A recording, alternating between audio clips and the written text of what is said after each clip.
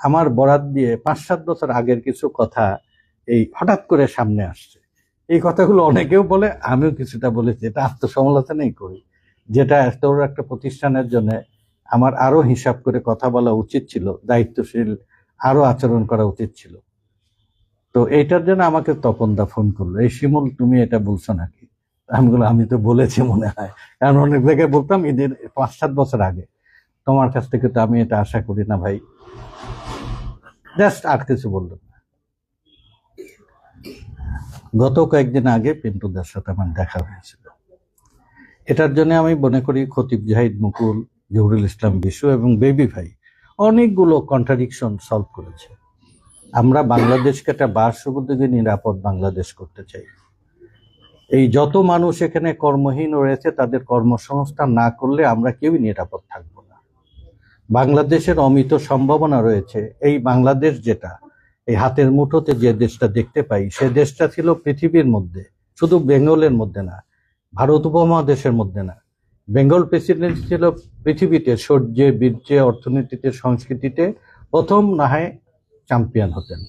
আর ভারতের আর একটা অংশ হায়দ্রাবাদ, তারা সামরিক প্রযুক্তিতে তারা অগ্রগতি ছিল। পৃথিবী কোথায় চলে গেছে, আমরা এখানে বিবি তালাকের ফতোয়াতেই আটকে আছি। তো বাংলাদেশ নিয়ে যখন আমি চিন্তা করার মধ্যে জড়িয়ে গেছি, জ্ঞাতসারে আর অজ্ঞাতসারে, দেশকে বদলানো ছাড়া আর কোনো আমাদের প্রধান দায়িত্ব, প্রধান প্রাইম টার্গেট। আমি বারবার ফিরে আসি বিবি ভাইকে, বারবার বলি যে আপনি আমাদের অগ্রজ এবং অভিভাবক।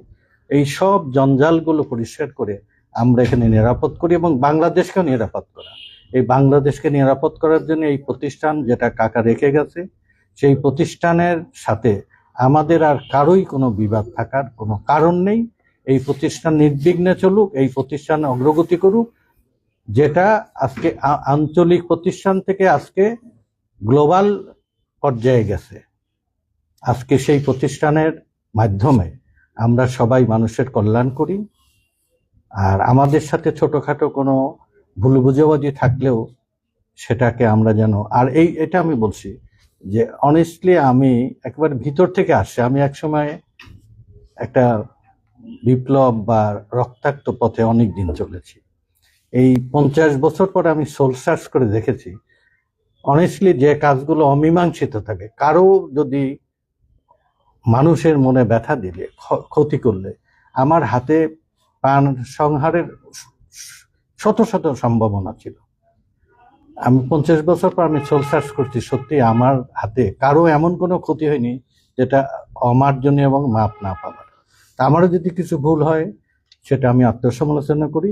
ভবিষ্যতের দিনগুলোতে আমরা দেশকে সবার বসবাসের উপযোগী করে গড়ে তুলব।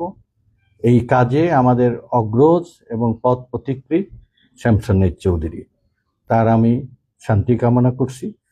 তার এই দেখানো পথে আমরা সবাই মিলিত হয়ে আমাদের ভুল এবং আত্মসমালোচনাকে আমরা গ্রহণ করে ভবিষ্যতে মিলিতভাবে এগিয়ে যাব।